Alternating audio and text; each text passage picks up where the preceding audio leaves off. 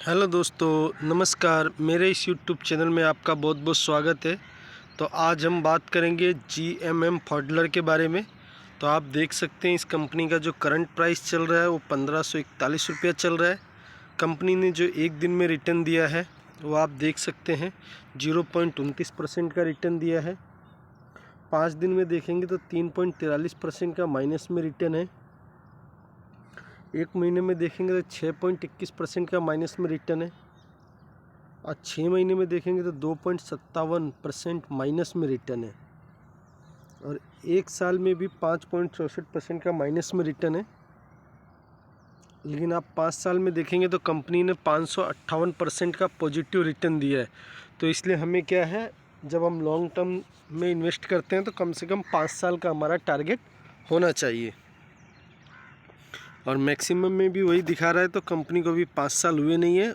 9 मार्च 2018 को company listed हुई, ठीक है, तब से ये चार्ट है। तो कंपनी अच्छा खासा नीचे से ऊपर की तरफ गई है। तो चलो ये तो पॉजिटिव है। उसके बाद हम देख लेते हैं कंपनी में गिरावट कितनी थी। यहाँ पे कंपनी ने हाई बनाया था,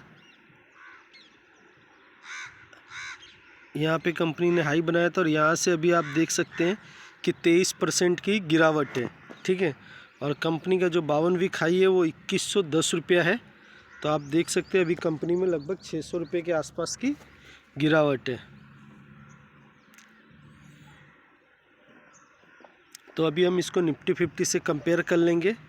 तो हम मैक्सिमम में जब देखते हैं तो निफ्टी 50 ने जितने समय में 74% का रिटर्न दिया है, उतने ही समय में GMM फॉडलर ने 560% का रिटर्न दिया है। तो आप देख सकते हैं रिटर्न देने के मामले में कंपनी निफ्टी 50 से अच्छा रिटर्न देती है।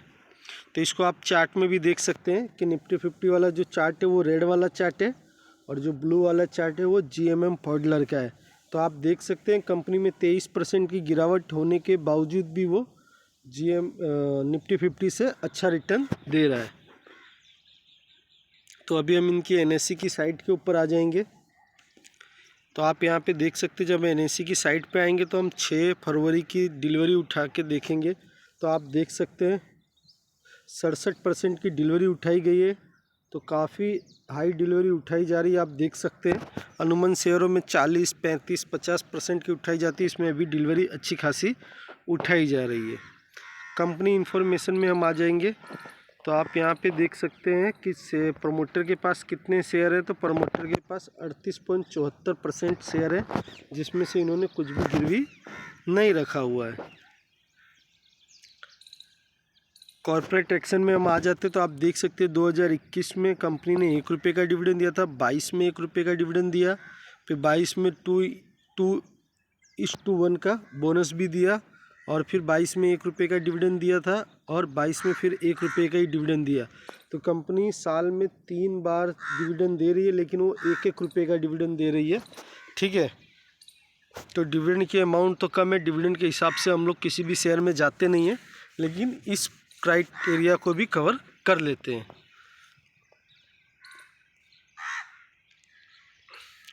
तो अभी हम आ गए हैं, देखते हैं।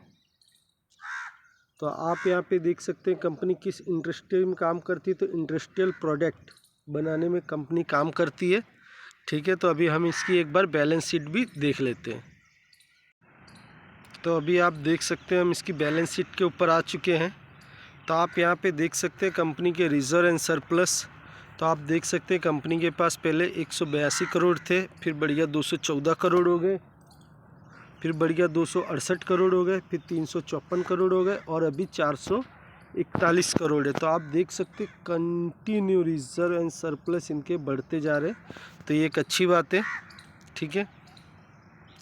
कंपनी के ऊपर आप लॉन्ग टर्म बोरोविंग देखेंगे तो पहले कंपनी डेट फ्री थी, फिर 75 करोड़ का कर्जा हुआ, फिर अभी 100 करोड़ का कर्जा है कंपनी के ऊपर। तो कर्जा होना कोई पाप नहीं है, बस कंपनी उसको सही रीत से यूज़ करे और यूटिलाइज करे। अब इनके ऊपर भी पहले कर्जा नहीं था, फिर 11 करोड़ का हुआ, फिर 14 करोड़ का और अभी 27 करोड़ का।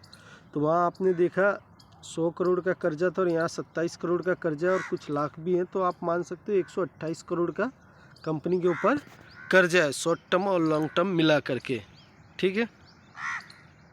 तो अभी हम प्रॉफिट एंड लॉस देखने के लिए आए हैं। तो आप देख सकते हो कंपनी का जो मार्केट कैप है 6,925 करोड़ का इनका मार्केट कैप है। ठीक है, उसके बाद जो कंपनी है अपने सेक्टर में 4 नंबर पे लीड कर रही है। ठीक है, ये क्वार्टरली रिजल्ट है, हम ईयरली रिजल्ट देख लेते हैं। तो आप देख सकते हो 2011 में कंपनी जो है 195 करोड़ का सेल करती थी। आज जो है इनका सेल्स बढ़ चुका है, 3011 करोड़ का हो चुका है। तो आप देख सकते हैं सेल कितना बढ़ चुका है। ठीक है,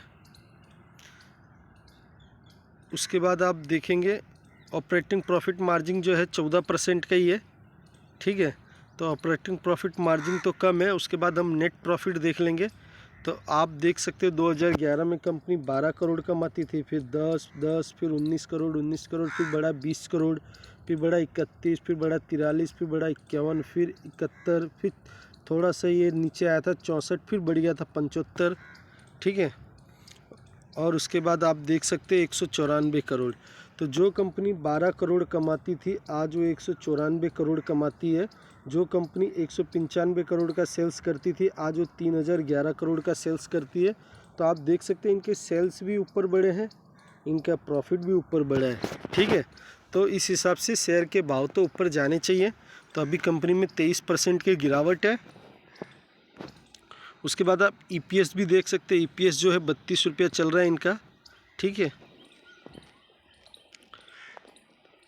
और उसके बाद जब आप शेयर होल्डिंग पैटर्न में आ जाएंगे तो आप शेयर होल्डिंग पैटर्न में एक चीज़ देख सकते हैं कि प्रमोटर के पास पहले 75% थे, फिर प्रमोटर ने अपनी होल्डिंग घटा दी, 54.95% रखी यहाँ तक। ठीक है, फिर यहाँ तक इन्होंने ये रखा, फिर उसके बाद अपनी थोड़ी सी होल्डिंग बढ़ाई, 56.6% किया, फिर उसके बाद प्रमोटर ने अपनी होल्डिंग थोड़ी सी घटा दी, 38.74% किया। तो ये एक बातें हैं कि कंपनी अपने जो शेयर हैं वो क्यों निकालते जा रही है, ये एक क्वेश्चन मार्क है। ठीक है, उसके बाद आप देख सकते हैं एफआईएस के पास 19% है, डीआईएस के पास 10% और पब्लिक के पास 31% है। ठीक है, तो ये थी इस शेयर की कुछ जानकारी। तो अभी हम देख लेते हैं इस शेयर में क्या क्या ठीक लग रहा है। ठीक है, तो कंपनी का चार्ट हमने सबसे पहले देखा तो ये ऊपर की तरफ जा रहा है, अच्छी बात है। इसमें हम पॉजिटिव है, नीचे से ऊपर की तरफ है। निफ्टी 50 की अपेक्षा अच्छा रिटर्न दे रहा है, ये भी अच्छी बात है। प्रमोटर के पास जितने शेयर है उसमें से उन्होंने कुछ भी गिरवी नहीं रखा है, तो ये भी एक अच्छी बात है।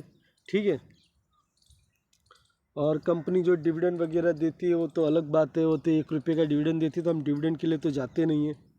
ठीक है, उसके बाद आप देख सकते हैं रिजर्व एंड सरप्लस कंटिन्यू बढ़ रहे हैं। कंपनी के ऊपर लॉन्ग टर्म कर्जा 100 करोड़ का है। ठीक है, और शॉर्ट टर्म कर्जा 27 करोड़ का है। उसके बाद हमने इनके कंपनी के सेल्स देखे तो सेल्स कंटिन्यू बढ़ रहे हैं, 195 करोड़ से 3011 करोड़ पे आ चुके हैं। हमने कंपनी का प्रॉफिट देखा तो 2011 में कंपनी 12 करोड़ कमाती थी और अभी 194 करोड़ कमाती थी, ये भी एक अच्छी बात है। ठीक है, उसके बाद हम शेयर होल्डिंग पैटर्न में आ गए। तो शेयर होल्डिंग पैटर्न में क्या है कि प्रमोटर अपने शेयर पे ये नहीं कर पा रहे हैं, कंटिन्यू अपने शेयर एक जैसे नहीं रख रहे हो, कंटिन्यू घटाते जा रहे, माइनस करते जा रहे। तो ये पॉइंट मुझे इतना अच्छा नहीं लगा। ठीक है, बाकी उसके बाद जो है कंपनी में भी 23% की गिरावट है और अच्छी खासी डिलीवरी भी उठाई जा रही है। तो ऐसा लगता है कि ये जो मौका है ये शेयर उठाने के लिए सही टाइम लग रहा है। ठीक है, तो ये इसमें कुछ पॉजिटिव बातें थी और कुछ जो बातें हैं वो थोड़ी सी ठीक नहीं है, लेकिन फिर भी कंपनी में 23% की गिरावट है तो इसको उठा सकते हैं। और मैं ऐसे ही वीडियो बनाता हूँ जो कि फंडामेंटल स्ट्रॉन्ग कंपनी हो और अपने हाई से 12 से 15, 20, 25% डाउन हो। तो इस कंपनी को बाई करने से क्या होता है कि इसमें गिरने की संभावना काफ़ी और कम रहती है। आप कोई भी कंपनी जो भाग रही है और हाई पे पकड़ लेते हैं, फिर उसके बाद जब वो 20, 25, 30, 35% तक गिर जाती है तो उसको फिर एवरेज करने का भी मन नहीं करता है, क्योंकि एवरेज करने के लिए भी उसमें बहुत पैसे लगाने पड़ेंगे। ठीक है, तो इसलिए ऐसी कंपनियों को बाई करने से क्या है कि अगर वो 2, 4, 5% गिर भी जाती है तो उसको हम एवरेज कर सकते हैं। 1, 2 शेयर अगर हम लोग ख़रीदते हैं तो जो लोग 1000, 5000 शेयर एक साथ खरीदते हैं उनकी बात अलग है। ठीक है, तो इसी तरह के मैं अच्छे वीडियो बनाता हूँ ठीक है। तो मेरे ये वीडियो बनाने का तरीका अगर आपको अच्छा लगता है तो आप चाहे तो मेरे चैनल को लाइक कर सकते हैं, सब्सक्राइब शेयर कर सकते हैं।